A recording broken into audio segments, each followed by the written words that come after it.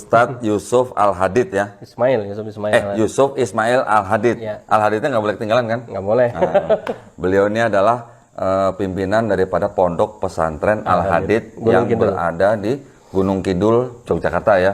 Masya Allah. Mantan mualaf kan? Mantan mualaf juga. Gimana ceritanya tuh bisa pondok pesantren tuh? Nah, pengen denger juga nih kita nih. Ya, jadi kalau saya masuk Islam hampir mirip sama Pak Doni tadi. Kembali ke Islam apa masuk Islam? Kembali ke Islam. Oh, ya, revert to Islam ya. Revert ya. Nah, jadi yang pertama kali masuk Islam itu papa saya dulu. Oh gitu? Oh sama dong? Ya makanya. Berapa tahun sebelum? Nggak nyampe tahunan, cuma beda bulan aja. Oke. Ya, jadi papa saya masuk Islam tanggal 13 Januari tahun 94. Wow. Nah, udah lama ya. Udah lama ya. Beliau itu belajar Islam sebelum akhirnya memilih bersyahadat itu selama kurang lebih 6 tahun. Oh. Jadi tahun 88 sampai tahun 94.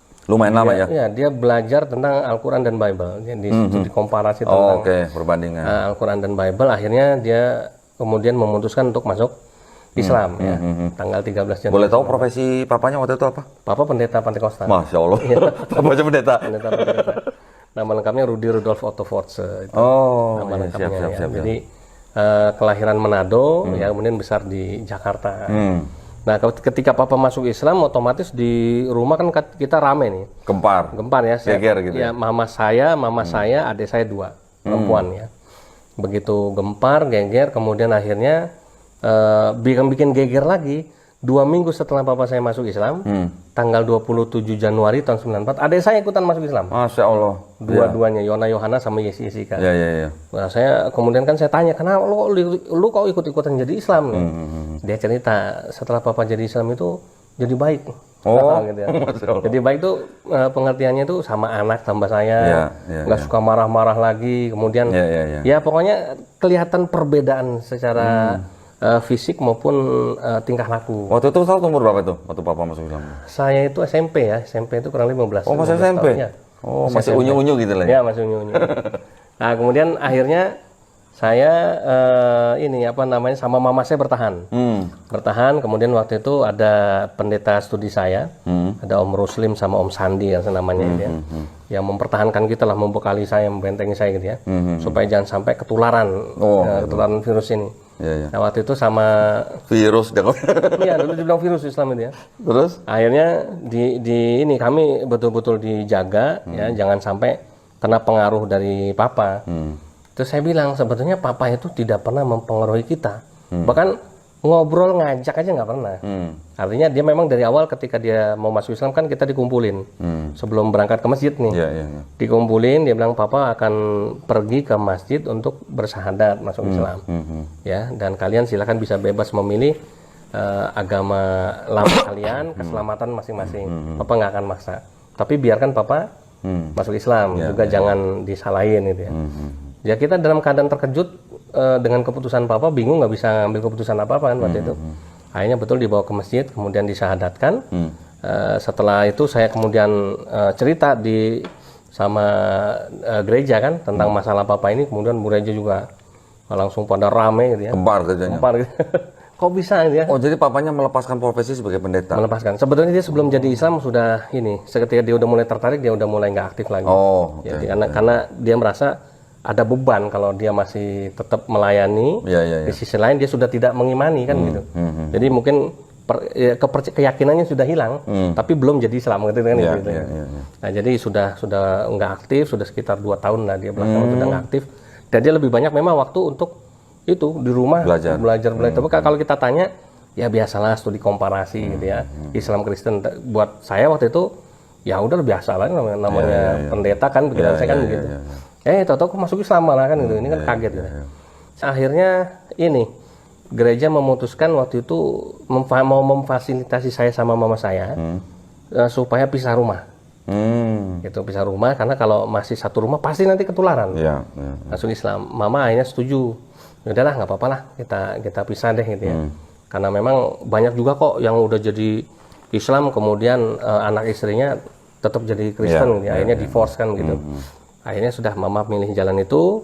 Nah, ketika mau pamit sama papa ya, kemudian papa cuma pesen, ya sudah kalau memang itu keputusan kalian silakan aja nggak apa-apa gitu ya. Nah terus saya iseng-iseng sebetulnya waktu itu saya bilang gini, mah apa kita nggak kasih kesempatan nih sama papa nih? Kita tanya, kenapa sih dia jadi Islam? Kan itu nggak pernah tanya? Belum pernah nanya, karena kita takut kan. Kita takut dipengaruhin kan awalnya gitu ya. Oh gitu, ya. Nah, dan itu juga dilarang. Oh, nggak usah tanya-tanya lah sama papa kamu. Oh, yang larang? Ya pendeta studi saya ini. Oke. Nah, tapi terus kata mama, iya bener ya kan kita mau pisah rumah nih.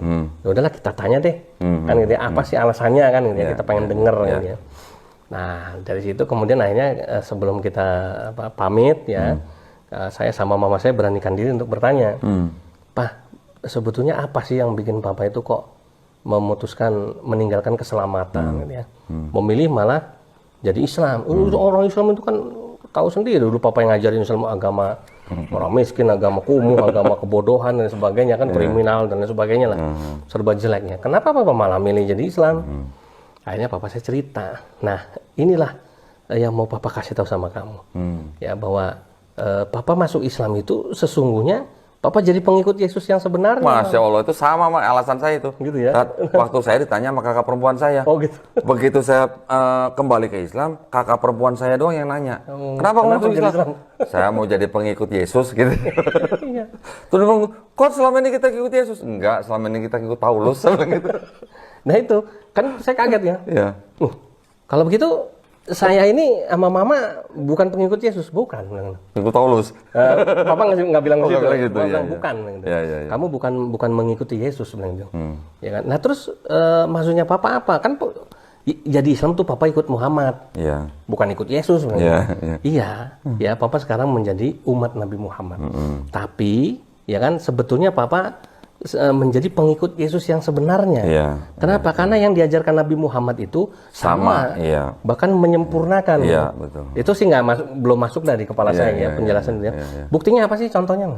Nah, ya biasa masalah sunat. Ya, masalah sunat kan. Puasa. Masalah puasa, masalah makan babi ya kan, masalah minum khamar ya kan. Masalah pakai kain kafan ya kan. Nah, sampai masalah-masalah yang inilah, masalah syahadat. Apa namanya, Yesus itu nabi bukan Tuhan dan sebagainya. Panjang lebar diceritain semua. Saya cuma sama mama saya bilang gini. Komentar mama apa? Itu sih biasa tuh, alasan dia jadi buat-buatnya. Tapi itu saya usulin begini, Ma. Kita tanya yuk sama Om Lahalo, Opa Lahalo. Opa Lahalo itu pendeta senior, pendeta tua. Umurnya waktu itu sekitar 82 tahun. Masya Allah. Jadi Ambon, Belanda. Oke. Nah, ini yang paling ditakutin sama Papa nih. Ya, pendetanya. Akhirnya kita tanya deh, yang disampaikan Papa itu kira-kira jawabannya apa sih? Kan gitu. Ya udah yuk. Nah, saya kemudian sama Oma, sama mama saya, tanyalah sama pendeta tua ini kan ini ya. Apa jawabannya? Setelah kita cerita panjang lebar ya, kasih Papa bukti, dia nggak buka Al-Quran, Opa, saya bilang gitu kan. Dia bukanya Alkitab gitu. Jadi saya mau bantah gimana gitu. Dan apa namanya, saya nggak punya jawaban dan gimana menurut Opa? Jawabannya apa? Kamu jangan deket-deket itu orang Israel, bilang gitu. Jadi Papa sih disebut Israel. Kok Israel? Karena kepala batu. Oh. Itu kepala batu, bilang itu. Percuma, nanti ujung-ujungnya kamu ikut disunat dia, bilang gitu. Jadi gimana Pak? Udah, gak usah kamu berdebat-debat sama orang-orang seperti itu. Itu orang-orang yang sudah meninggalkan keselamatan. Percuma kalau kita jawab juga dia tidak akan bisa menemukan kebenaran. Kamu orang-orang sudah dijamin, sudah selamat, gak usah ikut-ikut sama orang binasa, bilang gitu. Wah, segala macam. Kurang lebih selama sekitar 4 bulan itu, saya udah bisa. Ya bisa, sempat bisa.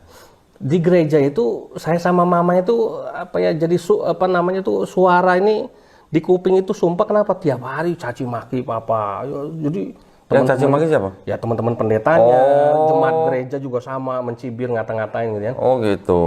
Saya bingungnya gini, kenapa sih kok Papa saya masuk Islam kalau kayak bahasa kita dibully gitu ya. Dipersekusi gitu ya, habis-habisan semua segala macam. Ya memang saya sama mama saya memang sudah meninggalkan papa saya, tapi kan tetap gimana pun juga tetap orang tua ya kan. Saya penasaran, saya bilang gini sama pendeta-pendeta studi saya itu, bisa nggak Om ini coba jangan cuma menghujat, tapi memberi jawaban. Saya bilang gitu kan, apa jawaban yang bisa diberikan supaya saya bisa bawa ke Papa? Nggak pernah bisa. Nah, saya tanya lagi sama Papa kan. Saya tanya lagi sama Papa, kenapa kok di gereja isinya cuma menghujat Papa? Tapi setiap saya tanya, mereka nggak mau kasih jawaban. Ya papa saya cuma bilang gini, nah begini, selama papa belajar Al-Quran dengan Alkitab 6 tahun, kesimpulannya cuma satu, 1001 macam pertanyaan papa dalam Al-Quran dijawab semua. Tapi tidak semua pertanyaan papa bisa dijawab dalam Alkitab. Ya. Waduh, kok saya kemudian sama mama saya mikir gitu ya. Mikir terpapar. Ya, terpapar nih. Akhirnya saya cuma bilang begini sama mama saya, Ma, cobalah kita tanyalah sekali lagi terakhir ini ya. Sebetulnya yang membuat papa itu mengambil keputusan besar gitu ya, sebagai seorang pendeta ya. Kemudian keluarga besar juga nggak ada yang Islam, ya, semuanya Kristen gitu. Baru dia aja yang murtad. Itu apa sih keputusannya kok berani? Begitu berani keputusannya. Ya sudah, coba mama tanya. Ya, saya kemudian ikut mama, dengerin jawaban bapaknya apa? Kebenaran itu mahal harganya. Ya, itu yang membuat bapak akhirnya berani memutuskan meninggalkan semuanya, ya termasuk papa rela kehilangan kalian, karena kebenaran Islam itu tidak ada harganya, tidak ada tandingannya. Yang terus kan saya tanya, benarnya di mana? Nah, baru bapak saya mulai nunjukin ayat Al-Quran. Nih surat Al-Maidah, surat Ali Imran 19, dibuka, ya kan? Buka, baca, nggak apa-apa, nggak usah alergi. Ya kan, sama seperti papa sekarang jadi Islam nggak alergi buka Alkitab. Ini sebagai perbandingan. Saya buka, saya baca, ya kan, sesungguhnya agama yang diridhoi di sisi Allah adalah Islam. Belum ngerti tuh, sudah sabar, buka lagi ayat 85. Ya kan, barang siapa yang mengambil agama selain dari Islam maka akan ditolak agamanya dan di akhirat termasuk orang-orang yang rugi. Buka lagi terakhir satu lagi Al-Maidah ayat 3. Baca mulai pada hari ini telah kesempurnakan dan sampai selesai kan. Tahu nggak? Ya, itulah kebenaran Islam. Kamu cari ayat itu dalam Alkitab. Ada nggak? Tidak ada. Nggak ada. Wah, yaudah Pak, terima kasih. Nah, selesai saya pamit. Tapi sebentar, mohon maaf saya potong. Saya salut tuh sama papanya Pak Ustadz tuh. Gimana? Artinya dari begitu dia mengambil keputusan itu dia tidak mencoba mempengaruhi keluarganya dulu gitu ya? Enggak. Sama sekali enggak ya? Sama sekali enggak. Masya Allah dia. Memang dia begini, sebetulnya setelah jadi Islam kan kita tanya, Papa bodoh banget sih, kenapa sih nggak ngajak kita gitu? Iya. Kenapa itu? Dia bilang dia takut. Takut apa? Dia jadi Islam ini kan masih baru, belum banyak mengenal. Dia hanya belajar dari otodidak lah ya. Ya nanti dia khawatir yang disampaikan itu masih salah. Makanya dia nggak berani. Dia mau belajar dulu kan gitu. Nah itu alasan dia seperti itu.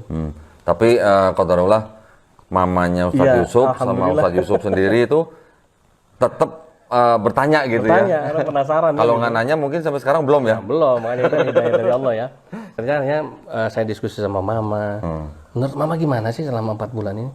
Mama saya bilang, mama ini lebih percaya sama papa. Bilang gitu. Kalau kamu gimana? Iya sama bilang gitu. Yaudah jadi Islam yuk biar kumpul lagi. Aku oke ayo bilang gitu. Ayo besok balik ke papa bilang kita mau jadi Islam mah. Masya Allah. Langsung papa saya lari ke Pak Haji yang mengislamkan dia, Pak Haji Kimang almarhum waktu itu. Pak Haji Kimang ngubungin Pak Lurah waktu itu namanya Botin di Depok di daerah Beji namanya. Itu saat masih SMP itu? Iya, SMP sama SMA. Akhirnya kemudian dihubungin Pak Camat, rame itu. Jadi masuk di musola Al-Hikmah namanya Beji Depok Jawa Barat ya. Udah kumpul tuh kepala KUA segala macam Pak Lurah. Akhirnya alhamdulillah di situ saya sama mama disahadatkan bareng berdua. Dan nama saya dari Yori Yonatan Force diganti jadi Yusuf Ismail. Belum ada Al-Hadid setelah mau ke Gunung Kidul dari guru saya. Nah di situ akhirnya alhamdulillah kita sekeluarga masuk Islam di tahun yang sama, hanya beda bulan. Itu saksinya banyak berarti? Oh banyak, ramai sekampung. Kalau saya saksinya cuma mandor kantor saya aja tuh. Sama istrinya. Iya. Alhamdulillah. Tapi Masya Allah saya kagum juga dengan papanya Pak Ustadz Yusuf ya. Jadi dia tidak berusaha mempengaruhi keluarganya dulu untuk masuk Islam dulu. Tapi dia berdoa. Dia diakui dia berdoa. Dia berdoa sampai dia bilang mohon sama Allah supaya anak istri saya dikasih hidayah masuk Islam. Itu mungkin doa itulah ya yang membuat saya akhirnya terketuk untuk bertanya. Gitu. Akhirnya setelah mamanya Pak Ustadz Yusuf sama Ustadz Yusuf waktu itu bersyahadat, keluarga masuk Islam, balik lagi dong. Semua kan jadi satu. Gereja gempar lagi.